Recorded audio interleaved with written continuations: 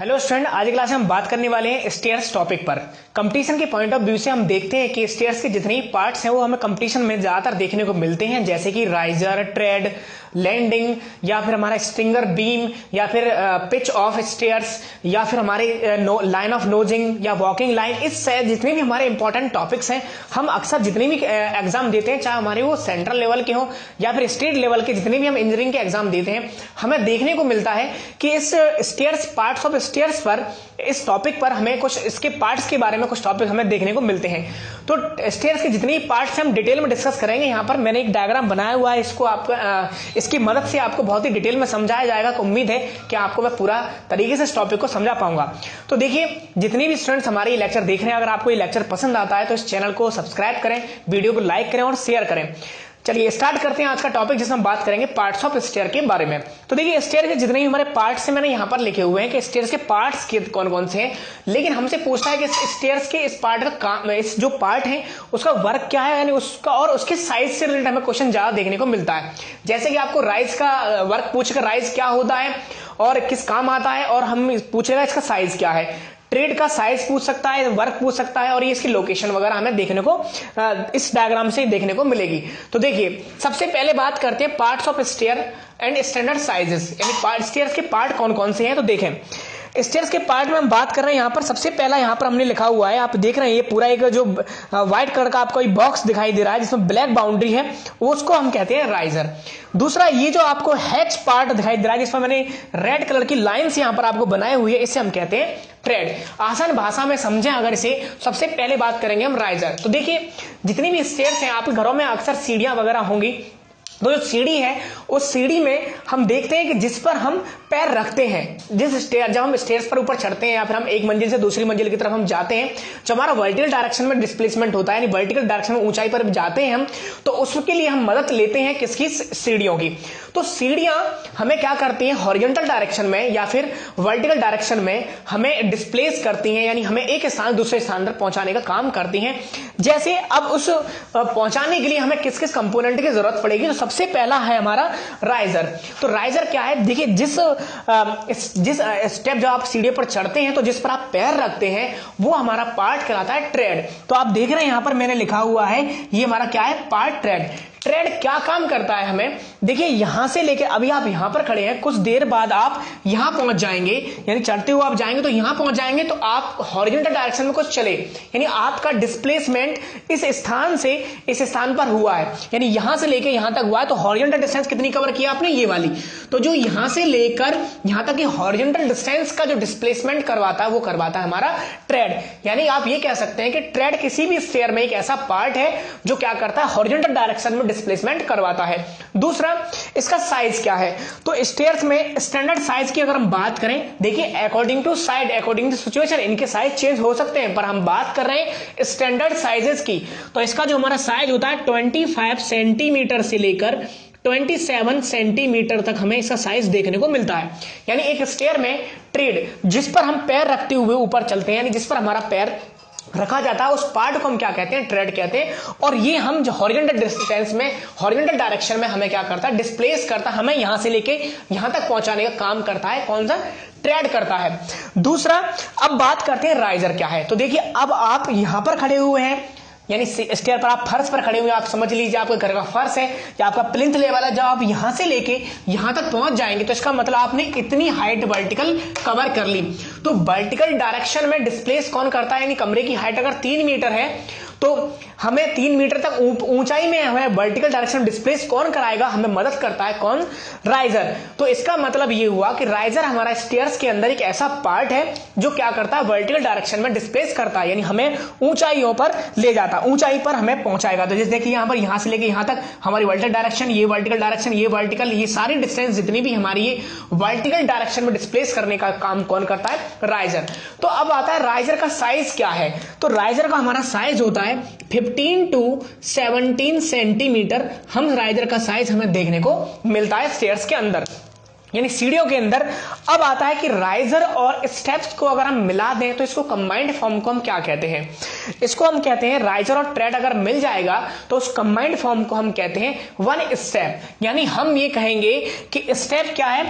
One riser +1 trade. आपको जितने भी स्टूडेंट्स हैं सभी लोगों को यही कहूंगा कि वीडियो को विदाउट स्किप करे देखें। हो सकता है कि जो मैं पढ़ा रहा हूं इसमें से बहुत सारी बातें आपको पता हो, पर आपको कुछ नई बातें भी जरूर देखने को मिलेगी, तो इसलिए आप कंटिन्यू वीडियो को विदाउट स्किप करें, आप देखेंगे।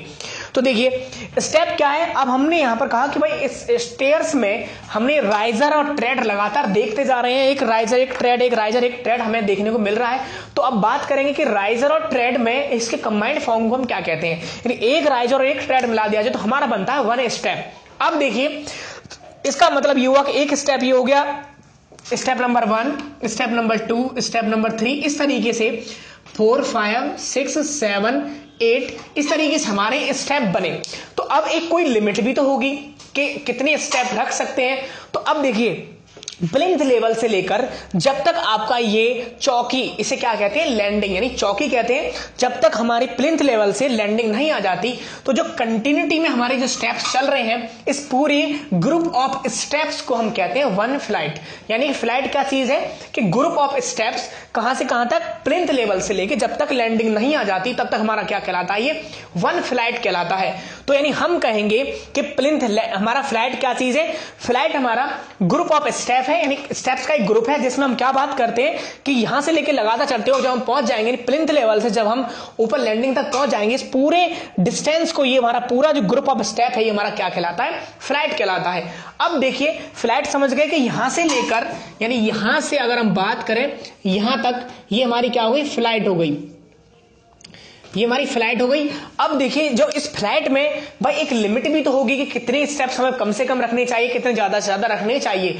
तो मिनिमम स्टेप फ्लाइट में हम मिनिमम स्टेप 3 NOS हम मिनिमम स्टेप रखते हैं और मैक्सिमम रखते हैं 12 स्टेप, यानी 12 स्टेप हम ज्यादा से ज्यादा इसके अंदर हम रखेंगे। तो इसका मतलब ये हुआ कि राइजर और ट्रेड से मिलकर बना हमारा एक स्टेप और स्टेपों से मिलकर बनी हमारी एक फ्लाइट, और एक फ्लाइट में कम से कम होने चाहिए 3 स्टेप, मैक्सिमम से मैक्सिमम होने चाहिए हमारे 12 स्टेप। मैंने एक बात पहले ही बोल चुका हूं कि according to situation, according to site ये वेरी कर सकते हैं, उसके लिए हम डिजाइन में अलग से प्रोविजन करेंगे, लेकिन हम इनिशियली बात करें कि स्टैंडर्ड में हमें कोशिश करनी चाहिए कि 3 स्टेप से कभी एक फ्लाइट में कम ना हो और 12 स्टेप से ज्यादा ना हो। चलिए तो हमारा फ्लाइट हो गया, स्टेप्स हो गया। राइजर का साइज मैंने आपको पहले ही बता दिया, 15 to 17 सेंटीमीटर, 25 to 27 सेंटीमीटर हमें ये देखने को मिलता है। दूसरा आता है हमारा नेवल पोस्ट क्या है। तो देखिए हम किस किस की बात कर चुके हैं, हम बात कर चुके हैं राइजर की, ट्रेड की और स्टेप की, फ्लाइट की हम बात कर चुके हैं। अब बात है कि नेवल पोस्ट किसे कहते हैं। देखिए जब हम स्टेयर्स पर चढ़ते हैं तो हम देखते हैं कि हमें लेटरल डायरेक्शन में, यानी सीढ़ी के इधर या इधर हमें गिरने से रोकने के लिए या फिर लेटरल स्टेबिलिटी के लिए, जो पर्सन ऊपर चढ़ रहा है वो साइड में इधर उधर ना गिर जाए, उसके लिए हम क्या करते हैं, साइड में उसकी प्रोटेक्शन के लिए हम हैंड्रेल लगाते हैं। या फिर ये कहें कि जितने भी हमारे ओल्ड एज पर्सन होते हैं उनको सीढ़ी पर चढ़ने के लिए एक सपोर्टिव पार्ट की तरह स्टेयर्स हमारी बिहेव करे, तो उसके लिए हम क्या करते हैं, हैंड्रेल वगैरह लगाते हैं। तो हैंड्रेल जो आपको यहां से लेके यहां तक पार्ट दिखाई दे रहा है, इसे हम कहते हैं रेलिंग, यानी हैंड्रेल कहते हैं।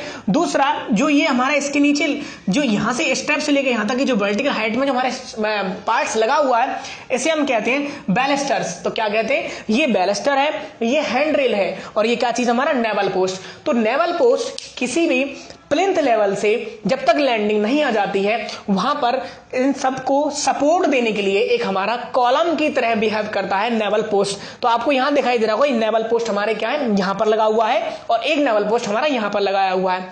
तो नेवल पोस्ट हमारे क्या है, तो नेवल पोस्ट आपको समझ में आ गया हो कि नेवल पोस्ट क्या चीज है, कि नेवल पोस्ट क्या है। नेवल पोस्ट एक कॉलम की तरह हमारा बिहेव करता है, इनको स्टेबल करने के लिए, इनको मजबूती प्रदान करने के लिए, ताकि ये आराम से यहीं पर खड़े रहें। तो यहां पर क्या करते हैं, हम स्टेयर्स प्लिंथ में यहां पर लगाते हैं, ऊपर से हम लैंडिंग में ऊपर इन नेवल पोस्टों को स्थापित कर देते हैं। दूसरा, इनकी जनरली हाइट जो होती है 75 to 90 सेंटीमीटर तक इनकी हम हाइट रखते हैं जनरली। अब आता है बैलेस्टर्स। आप समझ गए बैलेस्टर्स क्या है, हैंड्रेल को स्टेप से ऊपर तक पहुंचाने के लिए एक सपोर्ट चाहिए, वर्टिकल हाइट चाहिए, वो हमारी क्या कहलाती है, यहाँ पर हम पार्ट्स जो लगाते हैं, जो स्टील की रॉड्स वगैरह लगाते हैं, वो हमारे कहलाते हैं बैलिस्टर। और हैंड रेल आपको ये दिखाई दे रही है, हैंडल हमारी ये है। अब फ्लाइट समझ गए, स्टेप समझ गए। अब आता है हमारा आगे कि देखिए इस पूरे ग्रुप को क्या कहते हैं कि hand rail plus balusters plus newel post, इस पूरे ग्रुप को हम कहते हैं बैलिस्ट्रेंट। क्या कहते हैं, बैलिस्ट्रेंट। तो बैलिस्ट्रेंट मैंने यहां पर कहीं लिखा ही नहीं है, आप नोट कर लीजिए इसमें कि हैंड रेल, बैलिस्टर्स और नेवल पोस्ट के पूरे ग्रुप को हम क्या कहते हैं, बैलिस्ट्रेंट हम इसको कहते हैं। चलिए अब आता है वॉकिंग या फिर राइट ऑफ स्टेयर। ये क्या चीज है, इस राइट स्टेयर का अधिकार, ऐसा कुछ भी नहीं है कि इसका में कुछ अधिकार वगैरह है। देखिए एक पर्सन जो इस स्टेप पर चल रहा है, उसका एक घेरा हुआ स्थान, आप कह सकते हो उस पर्सन का इस स्टेयर पर कितना राइट है, उसकी बात कर रहे हैं हम। तो वॉकिंग लाइन या फिर राइट ऑफ स्टेयर का मतलब होता है कि स्टेयर्स पर चढ़ने वाले एक पर्सन की कितनी चौड़ाई, कितनी विड्थ वो घेर कर चलता है, वो हमारी कहलाती है राइट ऑफ स्टेयर। तो वो राइट ऑफ स्टेयर हमारी कितनी कहलाती है, 45 सेंटीमीटर। इसको हम जनरली लेते हैं कि स्टेयर्स पर चढ़ने वाले एक व्यक्ति इतनी डिस्टेंस हमारी स्टेयर पर कम से कम वो घेरता है, तो उसे हम कहते हैं 45 सेंटीमीटर राइट ऑफ स्टेयर। अब आगे आता है हमारा हेडरूम। तो हेडरूम को समझने के लिए पहले आपको समझना पड़ेगा कि इसके पिच के बारे में। तो देखिए पिच क्या चीज है। अब पिच को समझने के लिए हमें समझना होगा लाइन ऑफ नोजिंग के बारे में। तो लाइन ऑफ नोजिंग क्या है, उसके लिए आप समझते हैं कि नोजिंग क्या है पहले। तो देखिए यहीं से स्टार्ट करते हैं। आपने देखा होगा जब हम अक्सर हमारे घर में जब सीढ़ियां वगैरह होती हैं, किसी घर में हो या नहीं हो, आप देखें यहां पर कि जब राइजर और ट्रेड जब आपस में यहाँ कॉर्नर पर मिलते हैं, तो हम क्या करते हैं, इस ट्रेड को थोड़ा सा हिस्सा हमारा आगे निकला हुआ होता है। ये आप कह सकते हैं कि सुंदरता बढ़ाने के लिए या फिर हमारा इस डिजाइन पर्पस से हम इसको यूज कर लेते हैं। तो जो ट्रेड है वो थोड़ा सा आगे बढ़ा हुआ है, तो उसी को क्या कहते हैं, हम नोजिंग कहते हैं, यानी सीढ़ी की नाक हमारी कहलाती है। तो आप देख रहे हैं यहाँ पर इस अलग से मैंने स्टेप बना के दिखाए हुए हैं कि यहाँ पर हमारा जो ट्रेड है वो क्या करने के लिए, हमारा जो वर्टिकली हमारी जो हाइट है, इसकी वर्टिकल हाइट का मतलब क्या है, राइजर जो हमारा है, उस राइजर से ट्रेड हमारा थोड़ा सा बाहर 1 से 2 सेंटीमीटर तक हमारा निकला हुआ रहता है। तो जो नोजिंग यहां पर है, तो इन सब नोजिंग को, यानी इस स्टेप की इन सब नोजिंग को टच करते हुए जाने वाली लाइन को हम क्या कहते हैं, लाइन ऑफ नोजिंग कहते हैं। यानी एक इमेजिनरी लाइन जो हमारी किसको टच करे, हमारे स्टेप्स के सभी नोजिंग को टच करते हुए जाते हुए हम क्या कहते हैं, लाइन ऑफ नोजिंग कहते हैं। तो हमारा ये हो गया लाइन ऑफ नोजिंग, लाइन ऑफ नोजिंग। तो नोजिंग लाइन क्या हो, नोजिंग line is a imaginary line which touch all the nose of steps. तो यानी जितनी भी स्टेप्स हैं उन सबको टच करते हुए जाने वाली जो हमारी इमेजिनरी लाइन है वो क्या कहलाती है, हमारी लाइन ऑफ नोजिंग कहलाती है। अब लाइन ऑफ नोजिंग, अब देखिए यहां पर पिच क्या चीज है। फिर लाइन ऑफ नोजिंग प्लिंथ लेवल से या हॉरिजॉन्टल से जितना एंगल बनाती है, आप देखें यहां से कि जितना एंगल बनाती है थीटा, इसे हम कहते हैं theta equal to pitch of stair. क्या कहते हैं इसको, पिच ऑफ स्टेयर। तो जो हमारी पिच ऑफ स्टेयर है ये कितनी होती है, इसकी जो वैल्यू है 25 डिग्री टू 40 डिग्री लेते हैं, लेकिन किसी भी स्थिति में नॉट मोर देन 42 डिग्री। यानी हम ये कह रहे हैं कि स्टेयर्स की जो पिच है वो 25 से 40 डिग्री तक ली जाती है, लेकिन किसी भी स्थिति में ये हमारी 42 डिग्री से ज्यादा नहीं होनी चाहिए। चलिए, तो ये हो गया हमारा लाइन ऑफ नोजिंग, ये हमारी होगी पिच ऑफ स्टेयर्स, इसके बारे में हमने बात कर ली। अब आगे देखें मैं क्या बताने वाला था आपको, हेडरूम। तो हेडरूम क्या है, हमारी लाइन ऑफ नोजिंग से अपर फ्लाइट तक का जो डिस्टेंस है वो हमारा क्या कहलाता है, हेडरूम कहलाता है। मैं दोबारा से एक्सप्लेन करता हूं कि हमारी जो लाइन ऑफ नोजिंग से अपर फ्लाइट तक का जो हमारा डिस्टेंस है वो हमारा क्या कहलाता है, हेडरूम कहलाता है। और किसी भी केस में हेडरूम 2 मीटर से कम नहीं होना चाहिए, कभी भी हम 2 मीटर से कम नहीं लेते हैं क्या, हेडरूम। चलिए, लाइन ऑफ नोजिंग समझ गए, एक इमेजिनरी लाइन जो हमारी स्टेप्स की नोज को टच करते हुए जाती है उसे लाइन ऑफ नोजिंग कहते हैं। पिच आप समझ गए, किसी भी लाइन ऑफ स्टेयर्स के अंदर लाइन ऑफ नोजिंग का हॉरिजॉन्टल से बनाया हुआ एंगल, यानी प्लिंथ लेवल से बनाया हुआ एंगल हमारा कहलाता है पिच। 25 से 30 डिग्री तक होना चाहिए, 25 से 40 डिग्री तक होना चाहिए सॉरी, और 42 डिग्री से अधिक नहीं होना चाहिए।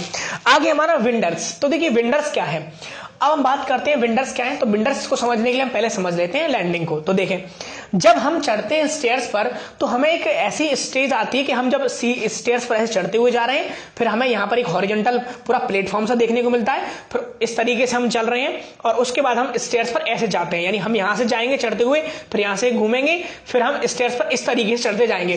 तो इसका मतलब आप देख रहे हैं अभी आपकी डायरेक्शन ये थी, अब आपकी डायरेक्शन ये है। तो लैंडिंग एक ऐसा पार्ट है जो स्टेयर्स में दिया जाता है रेस्ट करने के लिए या डायरेक्शन को चेंज करने के लिए। यानी जब कोई भी व्यक्ति ऊपर चलेगा तो उसको रेस्ट की हो सकता है एक रिक्वायरमेंट हो, जैसे बुजुर्ग वगैरह हो तो उनको रेस्ट की रिक्वायरमेंट हो, या फिर हम ये कहेंगे मल्टीपर्पज है, हम और पर्पज ढूंढ रहे हैं, लेकिन बेसिक मेन पर्पज इसका क्या है, to change the direction of stair, यानी सीढ़ी की डायरेक्शन को चेंज करने के लिए हमें एक लैंडिंग देनी होती है।